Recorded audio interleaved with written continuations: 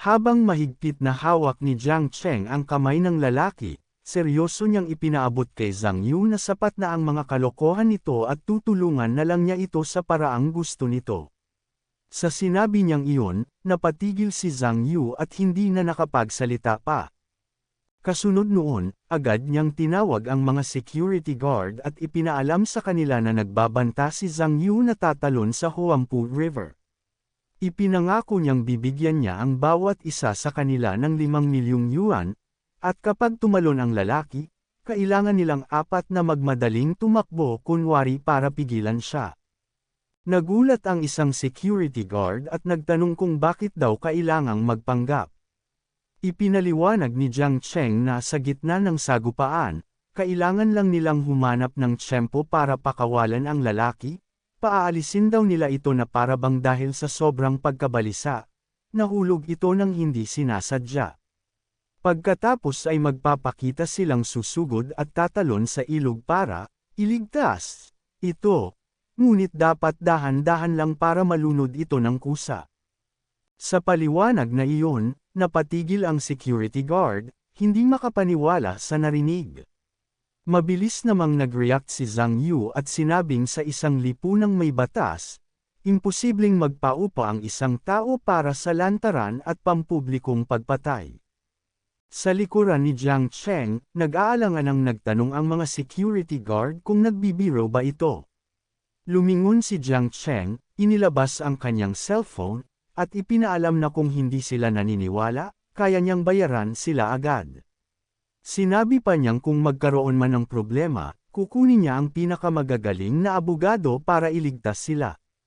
Kahit pa may makulong, magbibigay siya ng dagdag na 5 milyon sa pamilya ng taong iyon.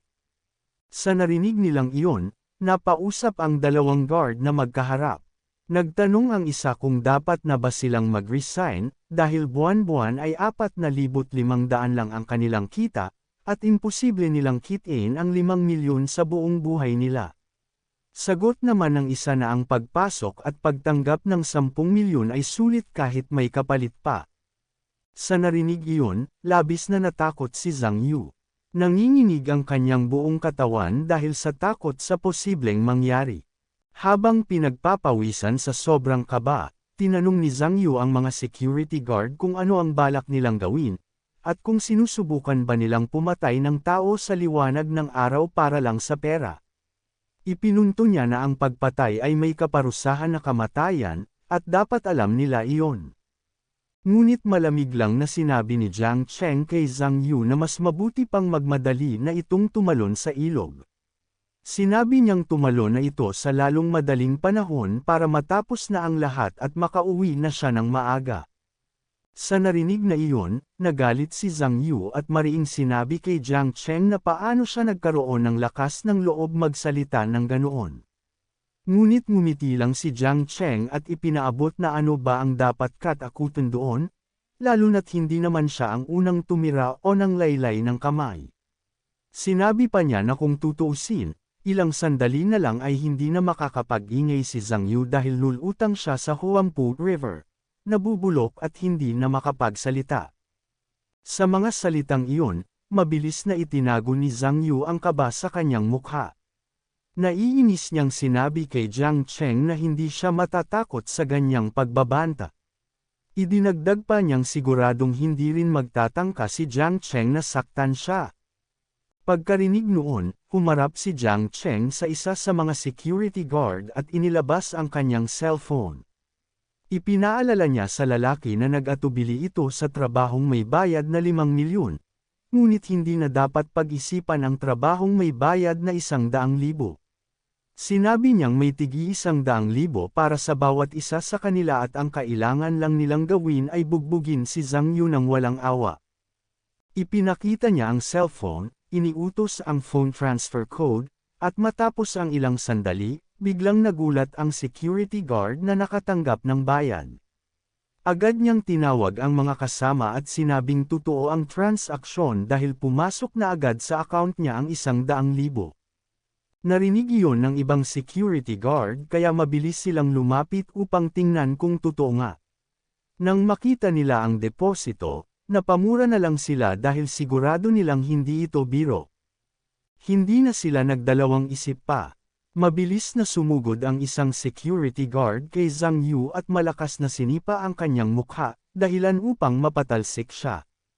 Kasunod noon, sabay-sabay nang sumugod ang iba pang security guard at sinimulan siyang bugbugin ng marahas.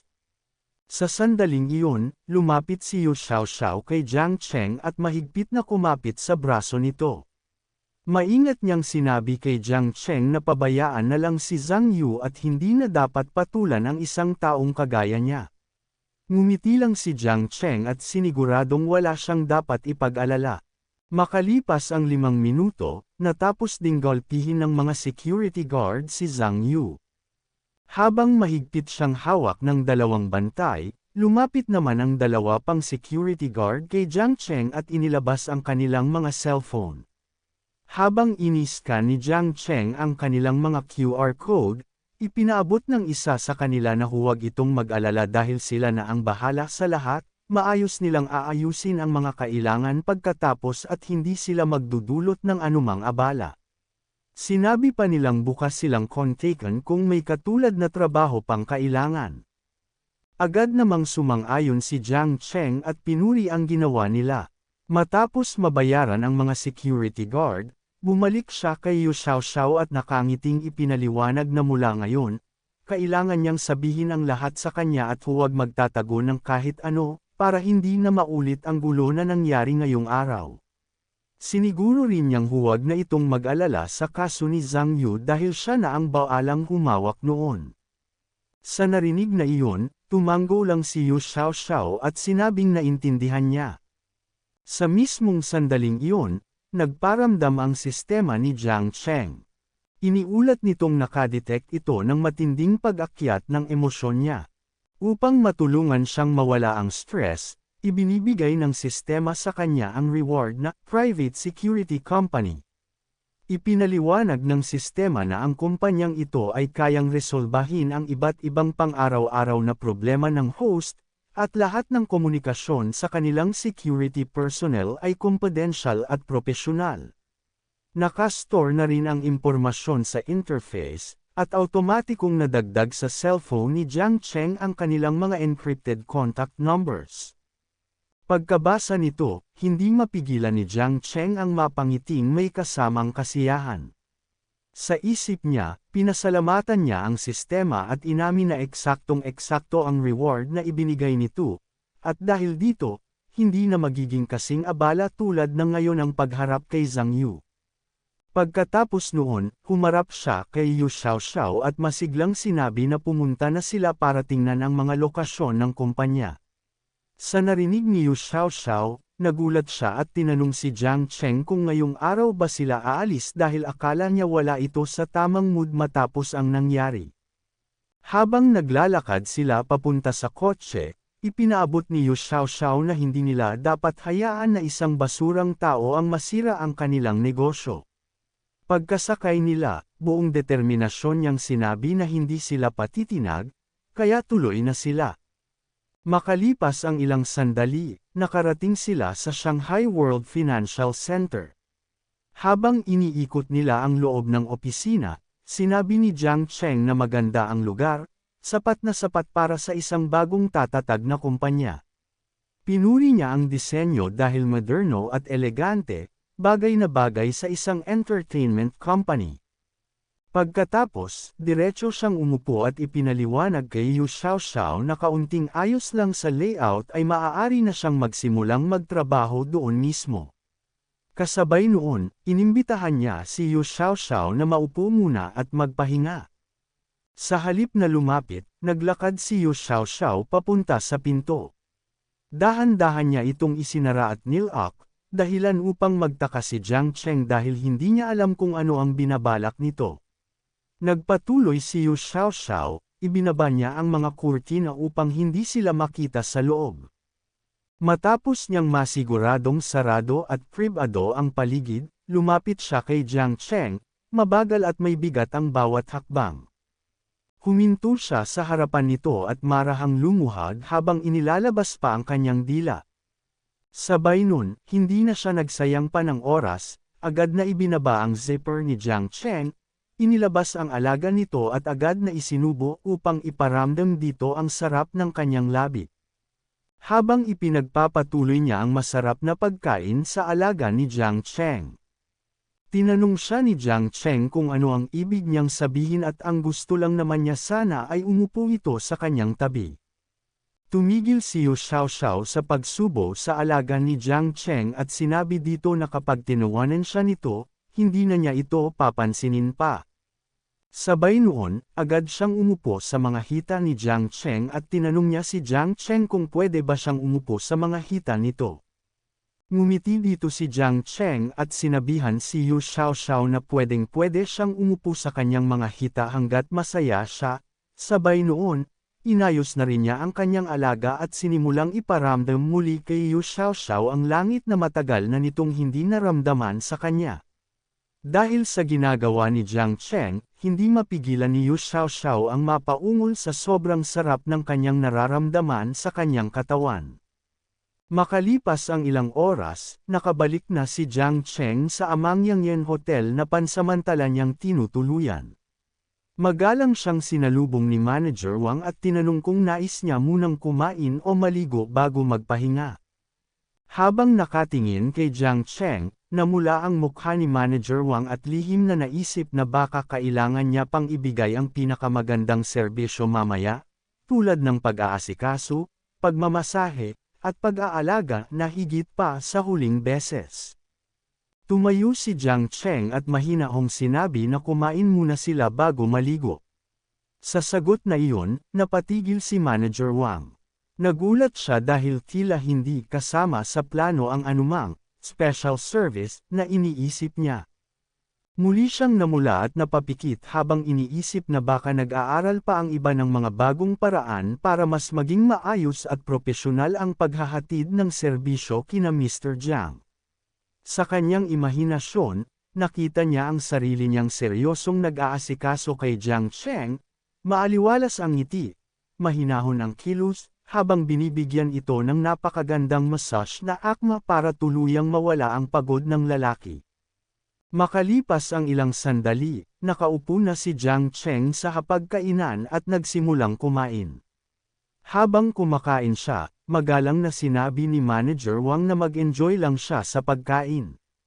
Kinuha ni Jiang Cheng ang kape na inihanda para sa kanya at dahan daw ang ininom ito. Habang pinagmamasdan siya ni Manager Wang, mahinahon nitong sinabi na mukhang hindi maganda ang timing ng paglapit ni Jiang Cheng kanina, at baka mas maging maayos ang pagkakataon sa susunod. Kinabukasan, nagtungo si Jiang Cheng sa auto show. Pagdating niya, hinawakan ni Wang Xin ang balikat niya at masayang sinabi na inakala niyang masyado itong abala para makapunta. Ngumiti si Jiang Cheng at pabiro niyang sinabi na kay Brother Wang, hindi niya kayang tumanggi sa ganda ng imbitasyon. Agad namang sumingit si Chen Hao at ipinaalala kay Jiang Cheng na kaunti lang ang tao sa araw na iyon. Tinatanong niya kung saan nito gustong magsimula. Paglapit nila, sinalubong sila ng manager at magalang na sinabi kina Master Wang, Young Master Chen, at Mr. Jiang kung dumating ba sila para tumingin ng mga sasakyan. Sa oras na iyon, may narinig silang isang lalaking namamangha sa ganda ng nakikitang Ferrari. Tuwa nitong sinabi na nakakakuha raw pala ang event ng mga modelo na ganoon kaganda, matangkad, maganda ang pangangatawan, at halos mala-artista ang dating. Habang nakatingin ang manager sa grupo, agad niyang nakilala ang isa sa mga modelo. Naisip niyang si Zhou Ying nga iyon, ngunit nagtataka siya kung bakit tila hindi masaya ang itsura ng babae. Pagkatapos ng ilang segundo, biglang may lalaking walang modo na lumapit at nagsimulang kumuha ng litrato kay Zhou Ying. Nagulat ang babae at mabilis na sinabi sa lalaki na huwag siyang kumuha ng litrato sa ganoong paraan. Ngunit ngumisi lang ang lalaking manyok at bastos na sinabi na kung ayaw ng modelong iyon na kinukuhanan ng litrato, sana raw ay hindi nagsuot ng ganoong kasuotang pang-event. Ipinagmalaki pa nito na gagawa siya ng gusto niyang gawin at wala itong pakialam kung ayaw pa ng babae. Sa nasaksihan ni Jiang Cheng, agad kumunat ang kanyang noo. Hindi niya nagustuhan ang ginagawa ng lalaki at ramdam niyang kailangan niya ng kumilos. Walang pagdadalawang isip, mabilis siyang sumugod sa lalaki at malakas niyang sinipa ito. Sa lakas ng tama, nabitawan ng lalaki ang kanyang cellphone at napa-atras sa gulat. Nakita ng magandang babae ang ginawa ni Jiang Cheng, at hindi niya napigilan ang paghanga. Kita sa kanyang mga mata ang pasasalamat at ginhawang naramdaman dahil may tumulong sa kanya.